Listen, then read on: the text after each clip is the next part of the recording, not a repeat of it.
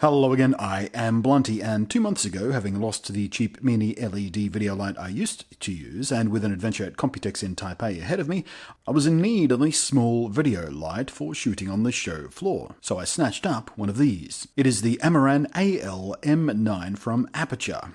Now, I've been aware of Aputure's brand for a while now, and they seem to have a pretty good reputation behind their professional level studio lights. The Amaran AL-M9 is a pocket-sized LED fill light. For its output, it's extremely compact and light, around the same length and width as a business card, and quite thin.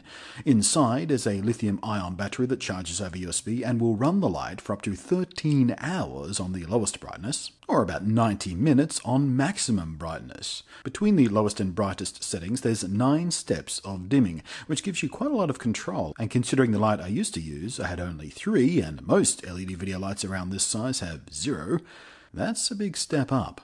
The lights themselves are 9 surface-mounted LED bulbs arranged in 3 columns. And it's this arrangement that is the weakest point of this light. It's true that the output is very impressive, with a max of 900 lux. The small number of bulbs and their arrangement mean that the AL-M9 is very prone to that bane of LED lights, multiple shadowing. A distracting and quite unpleasant artifact of the design. That said, it's only really an issue when your subject, human or otherwise, is against or close to a surface, but it is something that this particular light is more prone to than many small LED lights which use more, but less powerful bulbs. The light also has a magnetically attached diffuser panel, which does help slightly with the multi-shadow issue, but mainly it's handy because it lets you sandwich coloured gels between it and the light.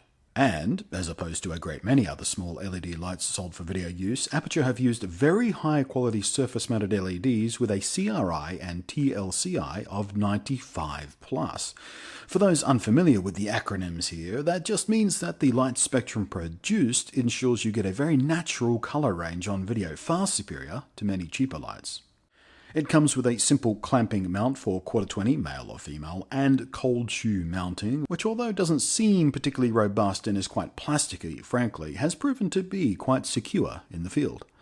To that end, while in the field, I've mostly used it mounted to a small magic arm attached to my monopod or gorillapod, so I can reposition it when needed, so I can have it off-axis when it's lighting a face, and so I can leave the hot shoe free for my microphone. The output is very bright and has been useful as a key light for close-up and macro work, and very useful as a fill light and catch light when working at close to moderate distances for interviews and handheld 2-camera pieces. Battery life has been excellent. Hard to give you a number in absolute terms, of course, as life will vary depending on the brightness, which can and likely will change between shot setups. But I've used it quite a lot in the field and indeed at home over the last several weeks, and it's never let me down yet. And of course, the ability to recharge it using a USB connection means if I ever do drain it while working, I can recharge it on the go using one of those USB battery banks. A full charge from flat will take about 3 hours. I do wish the surface mount bulbs weren't arranged in such a regular, rigid grid to help reduce the multi-shadow issue. An issue I've noticed Aputure are addressing in their larger studio LED lights by randomizing the layout, so hopefully the thought behind that design trickles down to the smaller lights at some point. And I also do wish the mounting clamp felt a bit more robust. But aside from that, it's easily the best pocketable light I've ever used. I think I may even pick up 1 or even 2 more so I can have even more flexible lighting options with me out in the wild without adding any practical weight or bulk to my gear bag. Buying one of these local in Aussie land will ask about 69 Aussie beer purchasing units, and a loyal servant of Mad King Trump will pay around 45 of their monies, which is actually damn good value for a video LED of this light quality and this output. And it has actually encouraged me to take a closer look at Aputure's larger studio lights as well. Maybe I'm due for an upgrade at home. Thanks for watching. I am Blunty, and I will catch you next time.